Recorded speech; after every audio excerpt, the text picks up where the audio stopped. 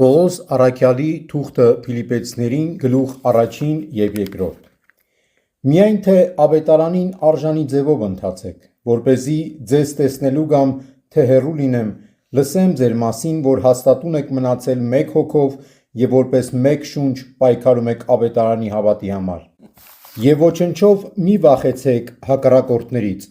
դա ապացույց է նրանց կորստյան և ձեր փրկության։ Եվ դա Աստծուց է, որ շնորհվեց ձեզ Քրիստոսի համար, որպեսզի ոչ միայն հավատաք նրան,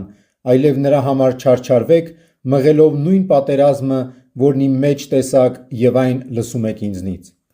Արդ, եթե կա մխիթարություն Քրիստոսով, եթե կա սիրოს փոփանք, եթե կա հոգու հաղորդություն, եթե կա գթություն և ողորմություն, ուրեմն կատարյալ դարձրեք իմ ուրախությունը։ Նույն բանը խորեցեք, նույն սերն ունեցեք ձեր մեջ, եղեք միաշունչ, միախորհուրդ։ Մի արեք որևէ բան հակառակության ոգով, ոչ էլ որևէ բան սնապարծությամբ, այլ խոնարհությամբ մեկդ մյուսին ավելի լավ համբերեցեք, քան ինքներդ ձեզ։ Միայն ձեր շահը մի փնտրեք, այլ յուրաքանչյուր ոք ընկերոջ շահն էլ։